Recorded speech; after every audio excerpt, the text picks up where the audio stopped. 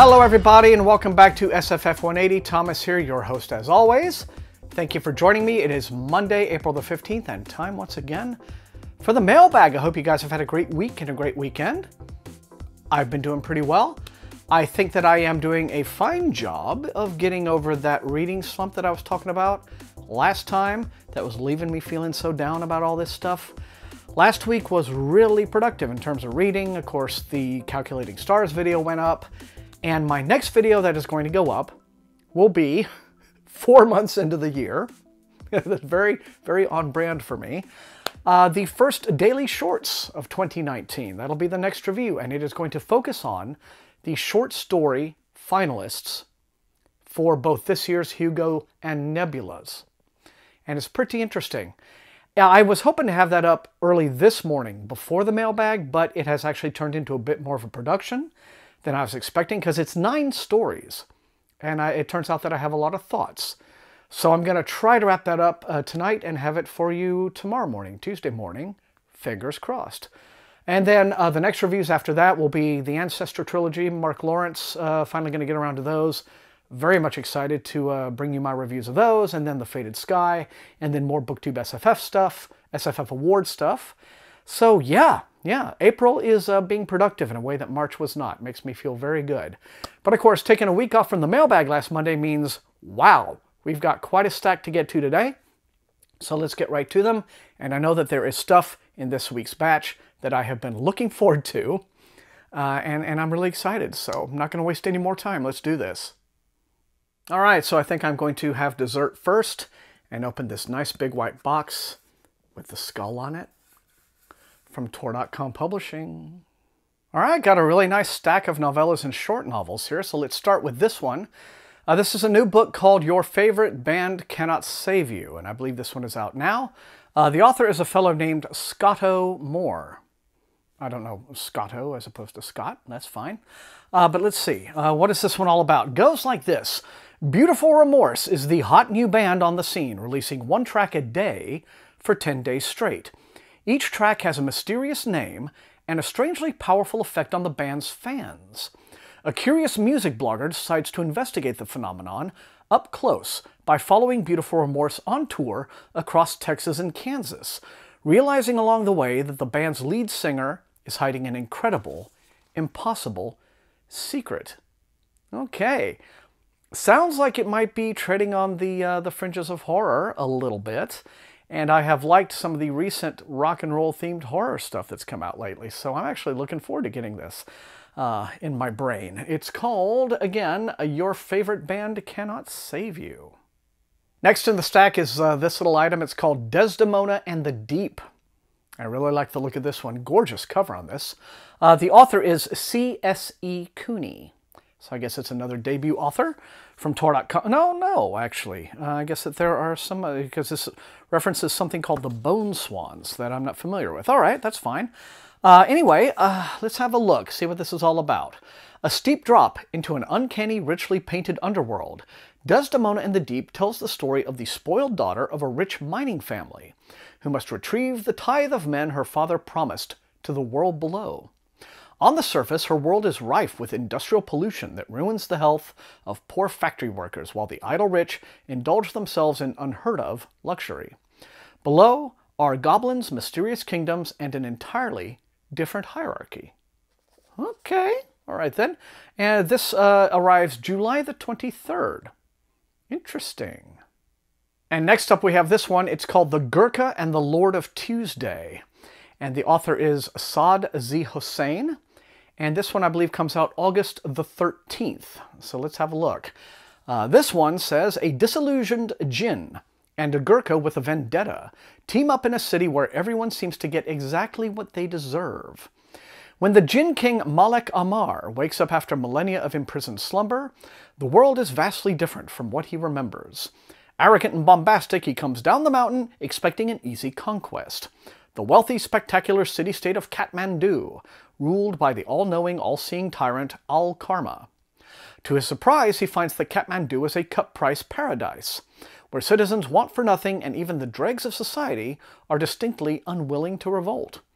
Everyone seems happy except for the old Gurkha soldier Bon Gurung. Knife saint, recidivist, and mass murderer, he is in exile from Kathmandu, pursuing a 40-year-old vendetta that leads to the very heart of karma. Pushed and prodded by Gurung, Malik Amar finds himself in ever deeper conflicts until they finally face off against karma and her forces. In the upheaval that follows, old crimes come to light, and the city itself may be forced to change forever. Well, for such a small book, it sounds like a really complex and involved plot. But it sounds like an exciting setting. I guess if you are a big fan of books like City of Brass, this might be up your alley. But The Gurkha and the Lord of Tuesday, August the 13th. And next we have Alice Payne Rides. This is by Kate Hartfield, and it's the sequel to one that she did a little bit earlier called Alice Payne Arrives, which I hadn't read yet, but I'd really like to, because the more I look at these, they look really, really intriguing. They seem to be kind of steampunk, maybe manor punk, time travel, action-adventure stuff. I don't want to read the plot of this one because it might spoil the first one, but Sarah Pinsker, reviewing the first one, Alice Payne Arrives, says, "Twisty time wars, highway robbery, 18th century lady scientists, queer joy. How could I not love this?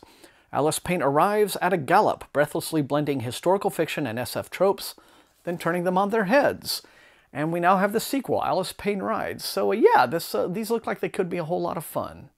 And next, we have a mysterious black box. And on the front of the box, there is this skull with the Roman numeral 9 on the top. So on the top of everything, there is this letter from the editor. It says, "Dear reader, in 2018, 2 wonderful books came into my life and taught me that I was a goth." Oh boy. First, Gideon the Ninth by Tamsin Muir busted down my doors and filled my life with cackling skeletons. Carried away on a sea of bones, black-veiled lesbians, and bawdy jokes, I learned that I could swim.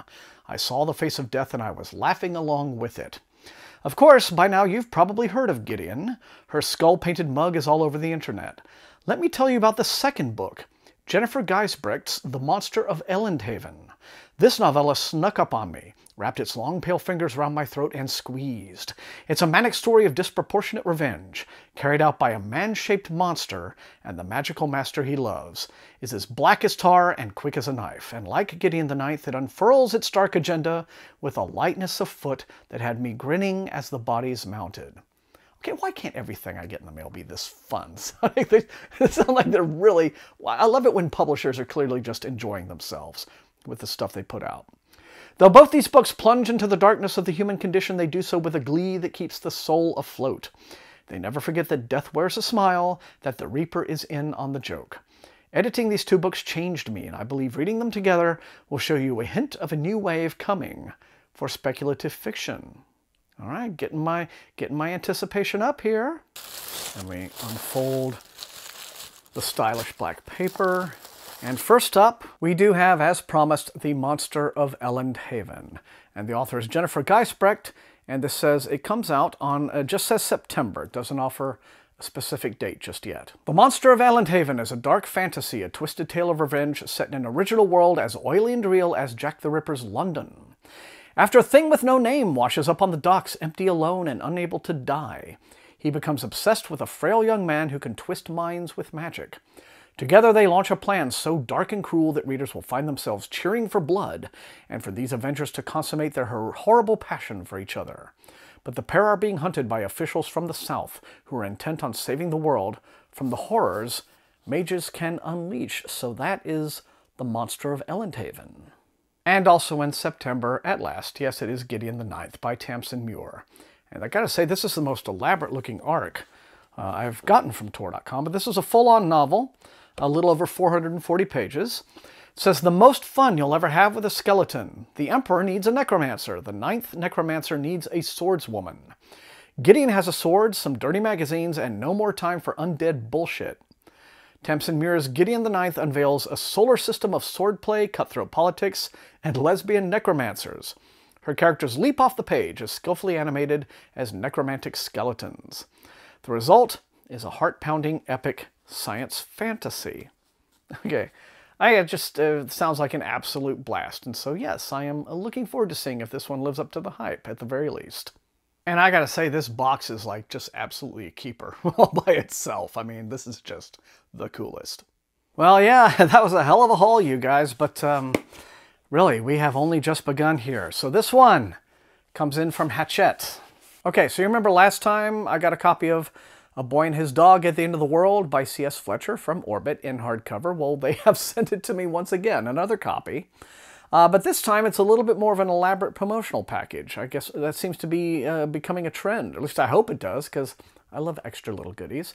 But this one comes with 3 postcards, written from, like as if they were one character writing to another, and they're just sort of setting the stage for this post-apocalyptic world. So, it's kind of a neat, creative little touch. But anyway, if you weren't here for the last mailbag, and what were you doing with your life that day that you weren't watching? Shame on you. This is a post-apocalyptic story. I imagine it's going to be a bit of a tearjerker. A little boy in an island community, after most of humanity is gone, and some asshole comes along and steals his precious pet dog, and so he leaves and goes off into the world to pursue the thief and recover his dog. So I guess this is out maybe now or now-ish from Orbit in hardcover. Now, this next one is from HarperCollins. And this is an arc for The Hound of Justice by Claire Odell. I've actually had this as an e-arc for a little while, but it's nice to have the physical arc. This comes out July the 30th, and it is the second book in the Janet Watson Chronicles. And what these are is basically, it's a near future, gender-swapped, and kind of queered up reimagining of Holmes and Watson. Sherlock meets Ben Winter's Underground Airlines. Oh, goodness. The Hound of Justice is set in a near-future Washington, D.C. during the new Civil War. Living in a divided nation takes its toll on many, both soldiers and civilians alike, and no one understands the repercussions more than Dr. Janet Watson. Holmes is a fugitive in hiding, and Janet has been forced onto the sidelines as a surgeon at Georgetown University until she masters her new high-tech arm. When a drone kills 50 people and injures hundreds more, people speculate on a potential presidential assassination. Holmes and Watson are reunited to unravel a plot that has been concocted by one of the greatest enemies they have ever faced. And I'm imagining perhaps this series, a variation of Moriarty would be behind that. But let's see, the first book in this series was called A Study in Honor. And now we have The Hound of Justice coming out July the 30th. Let me know in the comments. And this is a book called Night. It's a new book by Timothy Zahn. And this is the second book in a series, maybe a trilogy, maybe a longer series than that, called The Sibyl's War. And it's the first book was called Pawn. So I am detecting a chess theme here. But this is a space opera series from Timothy Zahn, who is well known for having written, well, he has a very extensive, long-running background in writing science fiction over, many last 30, 35 years or so. But he's probably best known for writing a whole bunch of Star Wars books that became really quite popular. And I think he's one of the more popular and better known of the Star Wars novelists. But he's done a healthy share of original stuff as well, and this is his newest series. So what can I say that won't be spoilery? Well, probably not much. But I guess there will be quite a bit of the, the energy that he brings to his Star Wars books in this one as well. But it says, Timothy Zahn transforms a conventional adventure novel into questions surrounding morality and ethics without losing any ounce of momentum in Night. Okay, so if you like exciting spacefaring fiction, well, here you are. It comes out tomorrow from Tor. Next up, Thick Package from Random Penguin. Okay, this is the finished copy of Delta V by Daniel Suarez. I've already gotten this one as an arc, and I really, really like the look of it. I have done since I first saw it. This comes out on April the 23rd. And it says, in his breathtaking new book, Delta V, Daniel Suarez takes readers on a gripping voyage into deep space with a team of adventurers on an asteroid mining mission. A project funded by private investors and commissioned by a mysterious tech billionaire. A theme at the top of the public imagination in the age of SpaceX and Elon Musk. When cave diver James Tye receives an invitation to billionaire Nathan Joyce's private island, he thinks it must be a mistake. But Tye's unique skill set makes him a prime candidate for Joyce's high-risk venture to mine a near-Earth asteroid, with the goal of kickstarting an entire off-world economy. The potential rewards and potential risks, personal risks, are staggering, but the competition is fierce and the stakes couldn't be higher. As the second age of exploration begins, Ty and his fellow adventurers intend to alter the trajectory of human civilization or die trying. As with Suarez's previous novels, Delta V is meticulously researched and provides a fascinating glimpse into the near future of commercial space exploration. Okay, cool. All right then, so coming out April the 23rd, so a week from tomorrow, Delta V. Let me know in the comments. Yeah, it sounds like good old nuts and bolts hard science fiction to me. All right, but this one comes from, Simon & Schuster. Let's have a look. Oh boy, you guys, here it is, Storm of Locusts by Rebecca Roanhorse. And this one's not an ARC, this is a finished copy. Interesting, okay. I remember I was talking about having that issue with, Saga getting stuff. Looks like that's been solved. But I never got the ARC for this, so I'm happy to have this now. So anyway, sequel to Trail of Lightning, which is all over the Hugos, all over the Nebulas, BookTube SFF Award finalist. As well, it says, it's been 4 weeks since the bloody showdown at Black Mesa. And if you've read Trail of Lightning, you know what that was all about. Maggie Hosky, DNA monster hunter, is trying to make the best of things. Except her latest bounty hunt has gone sideways. She's lost her only friend, Kai Arviso, and she's somehow found herself responsible for a girl with a strange clan power. And, well, more stuff happens. I feel like I should give too much away if you haven't had the pleasure of reading the first one for yourself, but boy howdy, I'm really happy to see this. Storm of Locusts by Rebecca Roanhorse. I may have to do some slight adjusting to my reading schedule here. All right, next one from HarperCollins. And this is an ARC for a book called The Brink, and the authors are James Murray and Darren Wearmouth. And this is a sequel to a book that came out last year sometime, which I have to admit, it looked a little cheesy, but like fun cheesy. I read the first paragraph of it and I thought, all right, well, this actually looks like it could be fun. But apparently it's about subterranean monsters coming up and like eating us all. The Brink is the sequel, comes out June the 18th. Like the opening chapters of the book, I think, involve, just horrible death and slaughter. So if it was like that kind of thing. So look, this could be fun. Could be good, cheesy fun. So yeah, maybe if I get around to it, I'll try to get started with Awakened fairly soon. But The Brink, the sequel, will be out June the 18th. It's a little book. I looked at it. It's like, this is like 220 pages. Very, very light, fast reading, I think. So could be fun. Another Hachette title. Oh, interesting. I don't know how well you can see this on camera, but this is a book called Rather Weird. And the author is Andrew Caldecott. This comes out June the 4th. And, well, it goes like this. Welcome to Rather Weird. 1558. 12 children gifted far beyond their years are banished by their tutor queen to the town of Rotherweird. Some say they are the golden generation, some say the devil's spawn. But everyone knows they are something to be revered and feared. 4.5 centuries on, cast adrift from the rest of England by Elizabeth I, and still bound by its ancient laws, Rotherweird's independence is subject to one disturbing condition. Nobody, but nobody, studies the town or its history. Then an outsider arrives, a man of unparalleled wealth and power, enough to buy the whole of Rotherweird, deeply buried secrets and all. Now, I like historical fantasy as it is, but this looks to be like really, really dark historical fantasy. And if nothing else, it sounds rather weird. Thank you. All right, June the 4th, as I said, let me know in the comments. Okay, something from Macmillan. All right, this is something called The Reckoning. The author is Chris Green, and it's described as a dark storm novel. This is apparently the final book in a long-running series, or at least a series. Anyway, I don't know how long-running it's been, by Chris Green. None of the earlier volumes of which I have been sent. But this would appear to be kind of teen horror-y stuff. Yeah, not much is left of Gabriel's life ever since he discovered his true destiny as a warrior knight in the final battle against darkness. That kind of thing. So yes, it's dark fantasy, not necessarily horror. But this comes out November the 12th. And, well, I don't know. I mean, does any of you YA people who read, like, spookier stuff know anything about these books? Let me know in the comments if you do. But if you are a fan, well then yes, the reckoning will have a reckoning on November the 12th. Still got quite a bit to go, you guys. This one looks exciting. This one comes in from Random House, and it's got some nice stickers on the front, so I think I know what this one is. This is a book called Nama, and the author is Sarah Blake, and this comes in from Riverhead Books, which is the imprint here in the States that released Black Leopard, Red Wolf.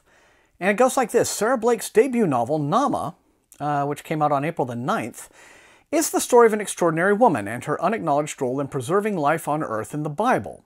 The character of Noah's wife is unnamed and overlooked in the Bible, but in Blake's hands, Nama is a complex and conflicted woman, a devoted wife grieving her secret lover, a deeply wounded mother trying to embolden her children to confront this new world, a tireless, sometimes ruthless caretaker for an unruly menagerie of restless animals, a person of faith who rages at God for allowing mankind, his creation, to destroy itself, and well, wasn't God the one who decided to destroy everything? I don't know. And expecting her to pick up the pieces in the tradition of the best-selling novels like The Red Tent and The Paris Wife. Blake takes this reluctant matriarch and gives her a beautiful and unexpected voice that reverberates into the modern era. And I actually requested this because I understand like the fantasy elements are a little bit more brought to the forefront, I think, in the actual story than here in the cell sheet made clear. But it just seemed fascinating to me and seemed like an interesting kind of spin on this old myth and legend, as it were. So Nama is available now from Riverhead Books. Let me know in the comments. And moving on down the list, this one's from Random Penguin. Okay, this is a YA science fiction series that I do feel kind of badly for not having started yet, because I've been in touch with the publicist about these, and I do like the look of them. But you know how it is, right? So many books, and my reading list keeps, chopping and changing, and I just haven't yet. But now this is the third one, so maybe it is time. But this is Nixia Uprising, the Nixia Triad, the final volume in this YA science fiction series. And this comes out tomorrow on the 16th. And, wow, yes, I can't really say much, except, of course, it is a spacefaring science fiction epic. And so if you've read Nixia, or, the second one in the series, which was Nixia Unleashed, then you'll be happy to know this one finishes up tomorrow in hardcover from Random House, Nixia Uprising. Getting close, guys. 4 more packages to go. This one comes in from Grim Oak Press. Not familiar with that imprint, so let's see. I'm curious. Well, now, this is interesting. This is an arc for Age of Legend, a new book by Michael J. Sullivan. It comes out July the 9th, it says, and this would be the 4th volume now in his series that I guess began with Age of Myth, Age of Swords, Age of War. We now have Age of Legends, but it's interesting. This one is not coming in from Del Rey Books. So I don't really know what happened there. Did Del Rey, did they decide to drop the series for whatever reason? Was it not meeting sales expectations and so he's gone back to small press? I don't know. But anyway, Age of Legends, I did start reading when it came out, Age of Myth, and I didn't DNF it for any bad reasons. It was just I had too much. I think I was in Chicago at the time and I was reading it in my hotel room. So started it and was like, oh, cool. And then just didn't end up finishing it when I got back to town. So maybe that's an error I should correct, because I have spoken to people who say that they've enjoyed these. Although some people say maybe not as much as the Rhyrea Revelation series, which he became famous for. But Age of Legend Book 4 will be out July the 9th. Maybe some of you guys are fans and you follow him a little more closely, and you know why he switched publishers. But all right, now one from Tor. No, wrong, not from Tor. This is from St. Martin's Press. This is called The Pandora Room by Christopher Golden, and it appears to be the sequel to his previous book called Ararat, which I started and thought, okay, well, this looks like it might go along an amusing way. But these are kind of, horror adventure novels in the Douglas Preston mold. These are a couple of explorers who are finding ancient relics that contain horrible things. And so Ararat apparently was about discovering the Ark of the Covenant. And now in this one, his heroes discover Pandora's box, apparently. Oopsie. In one ancient variation on the myth of Pandora's box, there were 2 jars, one for Pandora and one for her sister, Anisidora. One contained all the blessings of the gods, the other all the world's curses, and I guess we don't know which one is which. Now in a subterranean city in northern Iraq, archaeologist Sophie Durand has discovered a secret chamber, of course, covered in writing that confirms that version of the tale, a chamber which contains a single jar. Oh, guess which one it would be. Expert Ben Walker joins Sophie's team just as the mystery deepens and grows ugly. Those who believe the myth want to know which jar has been found in the Pandora room, the one containing blessings or the one full of curses. Well, of course, that's what they want to know. Governments rush to lay claim, but local forces aren't waiting for the dust to settle. Whatever the jar contains, they want it no matter who they have to kill or what will emerge when they open it. Well, that sounds pretty, typically reckless for governments. For Sophie, Walker, and the others, the Pandora room may soon become their tomb. Okay, so this is real popcorn reading, obviously. But the Pandora room comes out in hardcover April the 23rd. Let me know. Whew! Been going at this one for a while. Second to last package. And it's a big one from Simon & Schuster. Schuster. Ooh, okay. I'm happy to have this because I've been seeing some buzz about this. And I've been real excited. And I was thinking about requesting it. Looks like I didn't have to because it's from Saga Press. I didn't know that. This is a book called Wounds. And the author is Nathan Ballingrud. Ballingrud, yes. And it's described as 6 stories from the border of hell. And so I guess it's 6 horror novelettes or novellas. And it's, as it says on the front here, soon to be a major motion picture. So that's kind of cool. Let's see what we have. In his first collection, Nathan Ballingrud carved out a distinctly singular place in American fiction. Now in Wounds, Ballingrud navigates the strange waters between horror and the fantastical in this viscerally entrancing collection of 6 stories, including 1 new novella. From the eerie dread that descends upon a New Orleans dive bartender when a cell phone is left behind after a rollicking bar fight in the visible filth, to Skull Pocket, where Jonathan Wormcake, the eminent corpse of Hobbs Landing, extends a special invitation to 14 children to attend the opening ceremonies of the 70th annual Skull Pocket Fair. To the search for the map of hell in the Butcher's Table, Ballingrud's beautifully crafted stories are riveting in their quietly terrifying depictions of fear and anger, the desperate crimes of love, and the murky line between the known and the unknown. Okay. And don't have an actual date on this or sell sheet, but it says it's an April release. Very excited for this. This might have to be one that I add to my Halloween, 12 Days of Halloween coverage later on this year. What do you think? Let me know in the comments. Wounds by Nathan Ballingrud. And here we are, you guys, the final one. This has gone on for a couple of hours for me. A little bit less for you guys, so thanks to the magic of editing. This one comes in from Random Penguin. And fittingly enough, we're going to go out on a lighthearted note with the finished copy in hardcover from Del Rey Books of No Country for Old Gnomes by Delilah Dawson and Kevin Hearn. Comes out tomorrow. Now, I've heard from some of you in the comments who read the first one of these, Kill the Farm Boy, and you said you really enjoyed it, so that's good to hear. But these are, spoofy epic fantasies, right? Spoofing all the tropes, basically. War is coming and it's going to be Pell. On one side stand the gnomes, small, cheerful, possessing tidy cardigans and no taste for cruelty. On the other side sit the halflings, proudly astride their war alpacas, carrying bags of grenades and hungry for a fight and pretty much anything else. So you get the gist, right? But this comes out, as I said, in hardcover tomorrow from Del Rey Books. Let me know in the comments.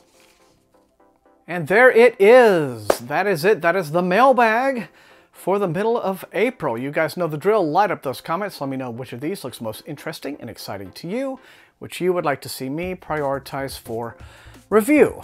And otherwise, if you enjoyed watching, please leave a like, share the video far and wide with all of your SFF reading friends, and above all, please subscribe if you have not done so. That is how the channel grows. You can also support the channel at my TeePublic store and at my Patreon, where recruits into Wink's Army get little perks like getting to see some of these videos early, unless I am running late and I don't finish my editing until 3 o'clock in the morning. I'm sorry about that. That does happen on occasion, but hopefully not too much. But I do want to thank all my Patreons for their additional support. It is very, very helpful and appreciated. And I want to thank all the rest of you guys for being the very best viewers in all of BookTube. And Until I see all of you next time, happy reading.